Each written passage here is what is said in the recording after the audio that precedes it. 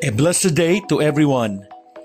Welcome to our daily podcast, Hope and Strength for the Journey. Our scripture verse for today is found in the book of Proverbs chapter 27, verse 5 says, "Better is open rebuke than hidden love."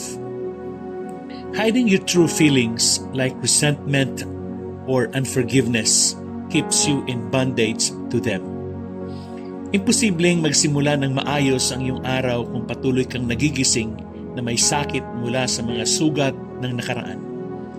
Kung patuloy mong daladala ang ganitong klase ng emotional na bagahe, sisirain nito ang iyong araw.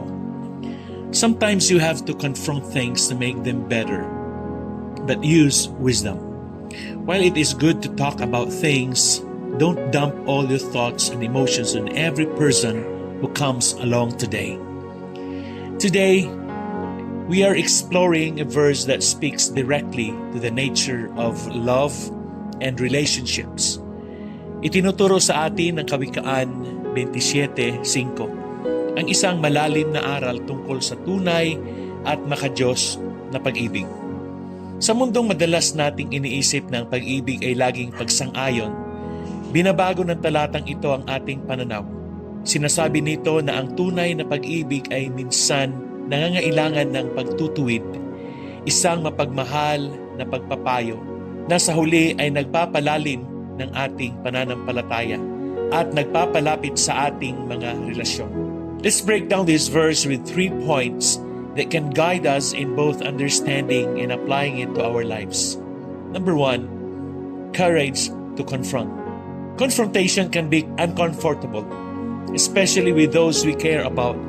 But this verse shows us that open rebuke is preferable to hidden love. Hidden love or silent affirmation when correction is needed can do more harm than good. True love has the courage to speak up when something is wrong, even if it is difficult. Tanungin mo ang iyong sarili, may mga tao ba sa buhay ko na nangangailangan ng pagpapalakas ng loob at gabay na hindi ko naibibigay dahil sa takot? Ang pagkakaroon ng tapang na magsalita ng katotohanan ng may pagmamahal ay mahalagang bahagi ng pagtulong sa paglago ng iba. Think about a situation in which a friend or family member was making a poor decision. Rather than remaining silent, a loving friend would have the courage to point out the path that leads to life, even if it means a difficult conversation. Amen. Number 2, clarity in communication. When rebuke is done right, it's done with clarity and respect. Open rebuke is not about attacking someone, but about clearly and compassionately addressing an issue.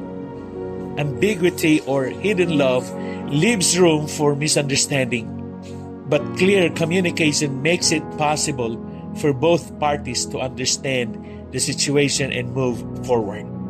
Kapag kailangan mong magbigay ng nakabubuong puna, tanungin ang iyong sarili, malinaw ba ang sinasabi ko o itinatago ko ang tunay kong mga alalahanin? Ang pagiging malinaw ay tumutulong sa mga tao na maintindihan kung nasaan talaga sila at kung bakit maaaring maging kapaki-pakinabang ang isang pagbabago. And Jesus demonstrated clarity in His conversations with His disciples. He corrected them gently but clearly when they misunderstood His purpose or doubted. His corrections were never confusing. They were always direct yet filled with love. Amen. And number 3, care in correction. Genuine correction is never done out of anger or frustration, but out of a deep care for the other person's well-being. Love undergirds every word or rebuke seeking the person's growth and well-being. Proverbs chapter 27 verse 5 suggests that real love does not remain hidden. It acts. Bago magbigay ng pagtutuwid, suriin ang iyong puso. Ang layunin mo ba ay makita ang taong ito na lumago kay Kristo? Hayaan mong ang habag ang gumabay sa iyong mga salita at kilos. Paul's letters to the early churches are full of both encouragement and correction. He always tempered his rebuke with an underlying care for the believer's spiritual growth. This type of correction is the most effective because people can feel the genuine care behind it. Amen. And as I wind up, open rebuke or honest confrontation is not only beneficial, it's better than hidden love.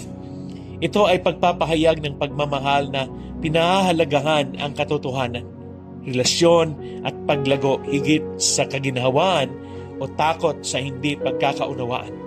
Sa pagsunod sa prinsipyong ito, pinatitibay natin ang ating mga relasyon at mas lumalakad tayo sa pagmamahal at katotohanan ni Kristo. Amen. Let's close with a prayer that asks God to help us live out this wisdom.